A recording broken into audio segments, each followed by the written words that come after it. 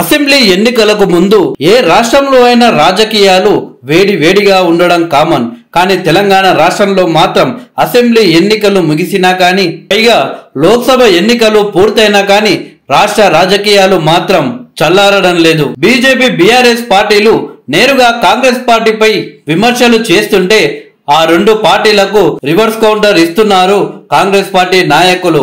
BJP party అలాగే BRS పై కూడా sensational comments చేస్తున్నారు. ముఖ్యంగా ఫోన్ ట్యాపింగ్ అలాగే లిక్కర్ స్కామ్ కేసులో బీఆర్ఎస్ పార్టీ నేతలు ఇరుక్కోవడంతో అవే అస్త్రంగా చేసుకొని బీఆర్ఎస్ పై విమర్శలు చేస్తున్నారు బీజేపీ నాయకులు.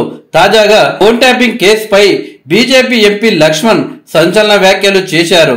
బుధవారం ఢిల్లీలో మీడియాతో మాట్లాడిన BJP MP Laxman phone tapping కేసులో దర్యాప్తు వేగం పెంచాలని డిమాండ్ చేశారు. సీఎం రేవంత్ రెడ్డి కూడా ఫోన్ ట్యాపింగ్ బాధితుడే అని లక్ష్మణ్ గుర్తు చేశారు. అందులో నిర్లక్ష్యం చేయకుండా ఈ కేసును సిబిఐతో విచారణ జరిపించాలి అని ఆయన డిమాండ్ చేశారు. లోక్సభ ఎన్నికల్లో తాము సత్తా చాటబోతున్నామని, డబుల్ డిజిట్ ఖాయమని జోషన్ చెప్పారు.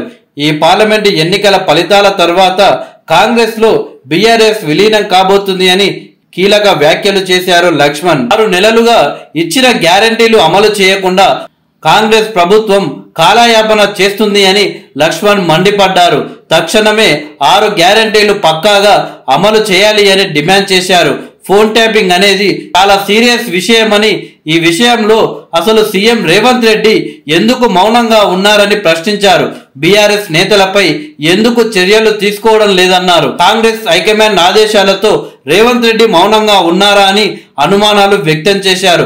వ్యక్తిగత స్వేచ్ఛకు భంగం కలిగేలా వ్యవహరించిన గత ప్రభుత్వ పెద్దలపై సీఎం రేవంత్ రెడ్డి చర్యలు తీసుకోవాలని లక్ష్మణ్ డిమాండ్ చేశారు. ఒకవైపు కాంగ్రెస్ పార్టీ నేతలేమో బీఆర్ఎస్ పార్టీ లోక్సభ ఎన్నికల తర్వాత బీజేపీలో విలీనం అవబోతుంది అని కామెంట్ చేస్తున్నారు.